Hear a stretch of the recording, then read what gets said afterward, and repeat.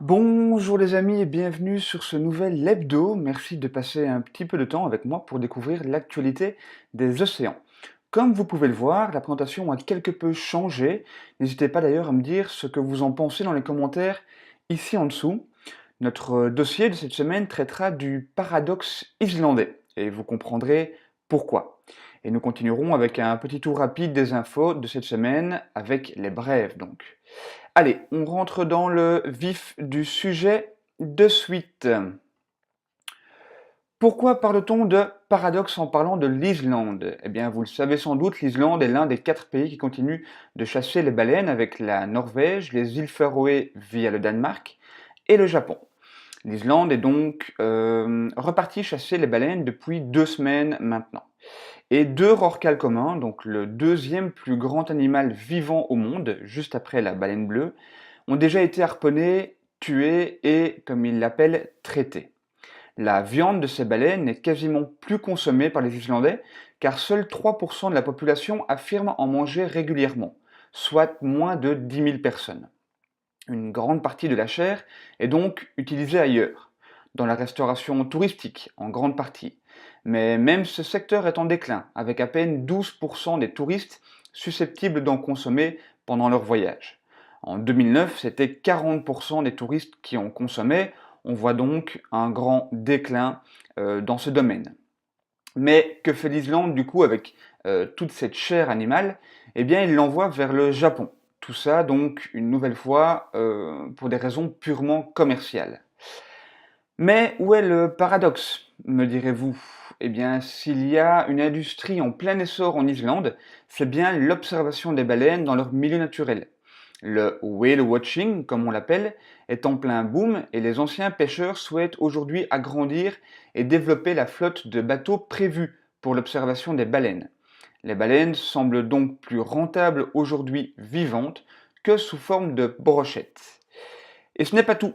Vendredi, nous apprenions aussi que ce pays, chasseur de baleines donc, venait de voter la création du premier sanctuaire pour belugas au monde. En effet, l'association Sea Life Trust a travaillé sur ce projet pendant 6 ans pour sauver 2 belugas prisonniers d'un parc chinois. Little White et Little Grey, les 2 belugas en question, pourront donc retourner dans leur milieu naturel dès l'année prochaine, dans ce sanctuaire qui se situera dans la baie de Klettsvik, où une réserve de 32 hectares les attendront. Les travaux ont déjà commencé et seront terminés normalement pour le printemps 2019. L'espérance de vie d'un beluga en milieu naturel varie entre 35 et 50 ans. Ils pourront donc vivre plus paisiblement et avoir quelques belles années devant eux sans devoir faire les clowns pour amuser le public. Voilà donc où se situe le paradoxe islandais, chasser la baleine d'un côté et mettre en avant les baleines en milieu naturel et créer un sanctuaire de l'autre. Si vous vous rendez dans ce pays, n'hésitez pas à aller voir les baleines justement dans leur milieu naturel et évidemment éviter d'en manger. Cela permettra de réduire l'industrie de chasse à la baleine et d'y mettre fin plus rapidement. Voilà pour notre dossier. Passons aux brèves maintenant. En début de semaine, lundi, un grand requin blanc a été retrouvé mort sur une plage de Californie. Les autorités ne révèlent pas la cause de la mort du requin, mais il fait maintenant l'objet d'une enquête d'application de la loi par le département des poissons, de la pêcherie et de la faune de Californie.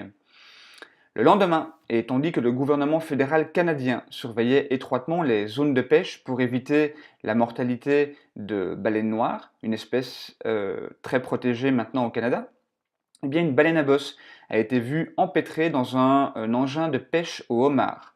Les autorités ont depuis malheureusement perdu sa trace. Espérons qu'elle a pu se libérer de ses chaînes, dirons-nous. Mardi, toujours, nous savons que les coraux sont menacés depuis de nombreuses années, mais il y aurait une petite lueur d'espoir pour leur survie, car une étude récente démontre que certains coraux résistent à la hausse de la température de l'eau. Les scientifiques vont donc essayer de transmettre cette gène, cette capacité, aux autres récifs.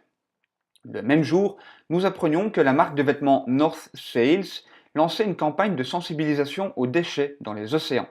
Une gamme de t-shirts réalisés en coton recyclé et en bouteilles plastiques est désormais proposée et une partie du prix de vente est reversée à l'association OFF qui se bat pour protéger les océans. Une décision de la marque North Sails qui méritait d'être partagée avec vous. En Angleterre et en Écosse, les exfoliants et les dentifrices qui contiennent des microbilles de plastique sont désormais interdits à la vente. La loi avait été votée au mois de janvier, elle est dorénavant d'application. D'autres pays devraient s'en inspirer. Enfin, mardi toujours, en Ukraine, un dauphin femelle accouche en plein chaud devant un public médusé. Le parc, qui se veut positif, prouve une nouvelle fois que les soins apportés aux cétacés captifs sont déplorables. N'oubliez pas, évidemment, boycotter les parcs marins et autres delphinariums. Le lendemain, une première pouponnière de Raymonta a été découverte dans le golfe du Mexique, au large du Texas et de la Louisiane. Une découverte évidemment très intéressante pour les biologistes marins qui étudient dès lors cette zone et cette pouponnière afin éventuellement d'en recréer de nouvelles ailleurs sur la planète. Jeudi, nous rappelions que les crèmes solaires étaient très nocives pour les océans et notamment pour les récifs. Les coraux absorbent les produits chimiques contenus dans les crèmes solaires et chaque année, ce sont près de 14 000 tonnes de crèmes solaires qui disparaissent dans les océans. Des alternatives écologiques sans danger pour l'environnement existent. Vous pourrez voir ces solutions alternatives sur notre article qui se trouve sur notre site internet. N'hésitez pas à aller y faire un tour.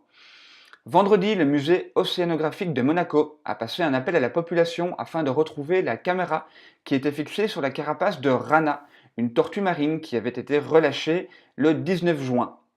Le numéro du centre est indiqué sur la caméra, auquel cas vous pouvez toujours les contacter par mail à l'adresse rana@oceano.org.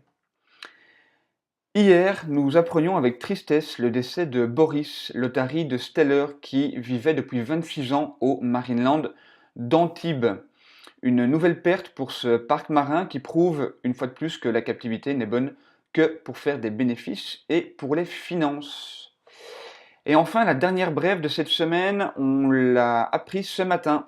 On a découvert que BP, donc la fameuse firme pétrochimique, avait relâché 136 000 litres de boue de forage en pleine mer. C'est la plateforme West Aquarius, située au sud de la Nouvelle-Écosse, qui en est responsable. De plus, la zone de forage se situe dans un couloir de migration des cétacés, y compris des fameuses baleines noires, pourtant protégées par le Canada. Une nouvelle preuve, malheureusement, que l'argent dirige le monde. Voilà les amis, nous avons fait le tour plus rapidement cette semaine des différentes news.